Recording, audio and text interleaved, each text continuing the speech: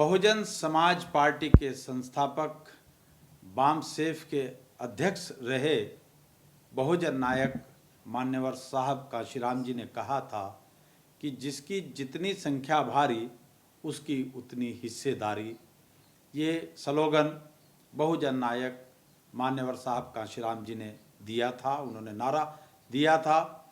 उनके जाने के बाद वर्तमान में बामसेफ के राष्ट्रीय अध्यक्ष मान्यवर वामन मेश्राम साहब लगातार पिछले 45 वर्षों से देश और दुनिया में घूम घूम कर समाज, बहुजन मूल निवासी समाज यानी SC ST OBC और माइनॉरिटीज़ को जगाने का काम कर रहे हैं। और उन्होंने साहब काशीराम के इस नारे को कि जिसकी जितनी संख्या भारी उसकी उतनी हिस्सेदारी को लागू करने के लिए भारत में जातिगत जनगणना का मुद्दा पूरे मुल्क में उठाया हुआ है। कई हज़ार वीडियोस और विभिन्न YouTube चैनल्स पर, विभिन्न समाचार पत्रों में उनके भाषण इस जातिगत जनगणना को लेकर प्रकाशित हुए हैं और तमाम सोशल मीडिया पर उनका ये मामला रखा हुआ है। अब जब बिहार के अंदर जातिगत जनगणना हुई और जातिगत जनगणना में 85-15 का फार्मूला निकल कर के आया, यानी जो भारत का बहुजन मूल निवासी समाज है SC ST OBC और माइनॉरिटीज़ वो 85% है और जो शासक वर्ग है, जो शासक जातियां हैं वो 15% हैं। इन 15% शासक जातियों ने 85% बहुजनों पर राज करके इनका दमन किया हुआ है। इनके तमाम कॉन्स्टिट्यूशनल जो बाबा साहब ने अधिकार दिए थे उन सब को खाया हुआ है, उन सबको उन पर कब्जा किया हुआ है। तो जब ये जातिगत जनगणना का मामला उजागर हुआ और 85% भारत का मूल निवासी वर्ग सामने आया और 15% शासक जाति आई, तो भारत के प्रधानमंत्री की शब्दावली सुनकर के मेरा सिर शर्म के मारे झुक गया। प्रधानमंत्री नरेंद्र मोदी जी कहते हैं तो क्या सबसे अधिक आबादी वाले हिंदू आगे बढ़कर सारे अधिकार ले लें? मोदी। मान्यवर वामन मेश्राम जी कहते हैं, काशीराम जी ने भी कहा और बाबा साहब डॉक्टर भीमराव अम्बेडकर जी ने भी कहा, EV रामास्वामी पेरियार जी, तुकाराम जी, महात्मा ज्योतिराव फुले जी, जितने भी महापुरुष बहुजन समाज के हुए हैं, सब ने एक बात कही है कि हिंदू नाम का कोई धर्म दुनिया के तख्ते पर नहीं है। अगर कोई धर्म है तो सनातन धर्म है और सनातन धर्म से के द्वारा ही, सनातन धर्म के संचालकों ने ही राजनीतिक सत्ता हासिल करने के लिए और सत्ता के जरिए व्यवस्था पर कब्जा करने के लिए एक काल्पनिक शब्द प्रयोग में लाए जिसको उन्होंने हिंदू धर्म कह करके पुकारा। अब मोदी जी जो ये भी जनगणना सामने आई है जिसमें 85% भारत के बहुजन मूल निवासी समाज मैदान में आए हैं, तो उनमें जो आदिवासी हैं, जो दलित समाज के लोग हैं, अनुसूचित जाति, अनुसूचित जनजाति, क्रिश्चियन, सिख, लिंगायत, ये जितने भी इस तरह के बैकवर्ड के लोग हैं, उन सबको वो 15% लोगों में जोड़ करके हिंदू कह करके उसको संबोधित कर रहे हैं ताकि भारत में भ्रम की स्थिति बनी रहे। क्योंकि ज़्यादातर हमने देखा है जब जाट अपना अधिकार मांगते हैं तो इन्हीं के समाचार पत्र उन्हें जाट कह करके पुकारते हैं, उन्हें गुज्जर कह करके पुकारते हैं, लिंगायत कह करके पुकारते हैं, आदिवासी कह करके पुकारते हैं, सैनी, शाक्य, मौर्य, पासी, कुर्मी, ये इस तरह के जातिवादी शब्दों से उन्हें पुकारते हैं। और जब मुसलमानों से लड़ाकर जनमत संग्रह या ध्रुवीकरण का मामला हो तब इन अनुसूचित जाति के जो बहुजन मूल निवासी समाज के लोग हैं इन्हें हिंदू बना दिया जाता है। तो मोदी जी ने अभी जो बयान दिया वो बड़ा ही अजीबोगरीब बयान है उनका।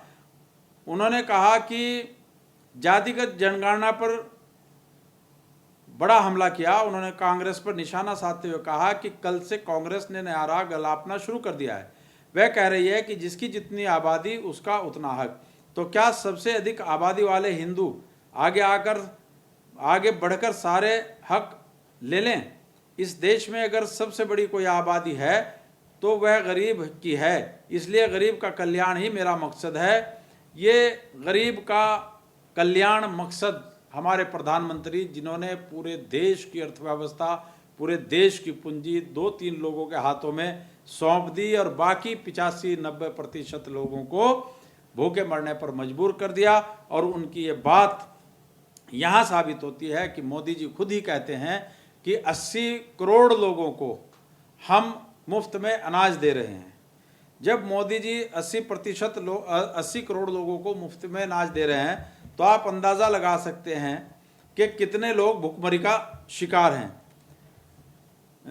बात बताते चलें कि सोमवार को बिहार में जातिगत जनगणना पर रिपोर्ट आई है, इसे लेकर ही उन्होंने विपक्ष को घेरा है। पीएम मोदी मंगलवार को छत्तीसगढ़ में जगदलपुर के लाल बाग मैदान में परिवर्तन महासंकल्प रैली के अवसर पर आयोजित जनसभा को संबोधित कर रहे थे। इस दौरान उन्होंने कहा कि मैं सोच रहा था कि पूर्व प्रधानमंत्री मनमोहन सिंह क्या सोच रहे होंगे। वह तो कहा करते थे कि देश के संसाधनों पर पहला हक अल्पसंख्यकों का है, उसमें भी मुसलमानों का सबसे पहले। अब कांग्रेस कह रही है कि आबादी के हिसाब से तय होगा कि पहला हक किसका होगा। ये कांग्रेस ने नहीं कहा था, ये मान्यवर साहब कांसीराम जी ने कहा था कि जिसकी जितनी संख्या भारी उसकी उतने हिस्सेदारी।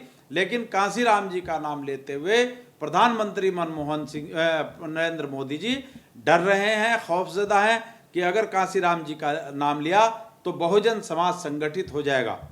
क्या अल्पसंख्यकों का हक कांग्रेस कम करना चाहती है? यदि आबादी के हिसाब से ही सब तय होने वाला है तो पहला हक किसका होगा? आबादी किसकी ज़्यादा है? ज़रा कांग्रेस वाले स्पष्ट करें। क्या आबादी के हिसाब से हक मिलेगा? क्या अल्पसंख्यकों को कांग्रेस हटाना चाहती है? तो ये क्या सबसे अधिक आबादी वाले हिंदू आगे बढ़कर सारे हक ले लें? भारत में जो अभी जातिगत जनगणना हुई है उसके मुताबिक 85% भारत का बहुजन मूल निवासी समाज जनगणना में निकल करके आया है और 15% शासक वर्ग यानी ऊंची जातियों के लोग आए हैं। और ये 15% ऊंची जातियों के लोग 85% बहुजन मूल निवासी समाज के हक अधिकार पर डाका डाल रहे हैं। लेकिन राजनीतिक शब्द हिंदू के मकड़जाल में उलझाकर ये भ्रम की स्थिति पैदा कर रहे हैं। कांग्रेस हिंदुओं को बांटकर देश बांटना चाहती है। उन्होंने कहा कि आज तक कांग्रेस ने यह राज उजागर नहीं किया कि एक दूसरे देश के साथ क्या गुप्त समझौता है, लेकिन देश देख रहा है समझौते के बाद कांग्रेस देश और ज़्यादा बुराई करने लगी है। इस जातिगत जनगणना के बाद जो निकल करके आया 1585 का मामला, उसको बहुजन समाज से ना जोड़कर भारतीय जनता पार्टी और प्रधानमंत्री नरेंद्र मोदी जी सीधे कांग्रेस से जोड़ रहे हैं। इसके पीछे इनका ये मकसद है कि अगर हमने बहुजन समाज पार्टी का नाम लिया, हमने बहुजन नायक कांसीराम जी का नाम लिया, बाबा साहब डॉक्टर अम्बेडकर जी का नाम लिया, या बाम सेफ के राष्ट्रीय अध्यक्ष वामन मेश्राम जी का नाम लिया, तो इससे देश में और बड़ा ध्रुवीकरण होगा और पूरे देश में जो 85-90% बहुजन मूल निवासी समाज के हैं, SC ST OBC के लोग हैं, वो संगठित हो जाएंगे। और अगर ये समाज संगठित हो गया तो ये 10-15% की जो स्वर्ण जातियाँ हैं जो इन बहुजनों पर सत्ता की हुकूमत अपनी चला रही हैं, इनका बोरिया बिस्तर तय है। यह तो मैं एडवोकेट इंतखाब आज़ाद मोदी जी आपको अभी बता रहा हूँ कि आज नहीं तो कल, कल नहीं तो परसों भारत का ये बहुजन मूल निवासी समाज जागेगा। और जागने के बाद जिस दिन इसने संविधान की प्रस्तावना की पहली पंक्ति समानता, स्वतंत्रता, न्याय और बंधुता और उसके प्रियम्बल का पूरा अध्ययन कर लिया, तो आपका और आपकी मदर ऑर्गेनाइजेशन RSS का बोरिया बिस्तर भारत में बंधना तय है और फिर भारत पर बहुजनों का राज होगा। साथियों, आपने मेरी बात को ध्यानपूर्वक सुना, उसके लिए आपका बहुत बहुत धन्यवाद। जय भीम, जय मूल निवासी, जय संविधान, खुदा हाफिज।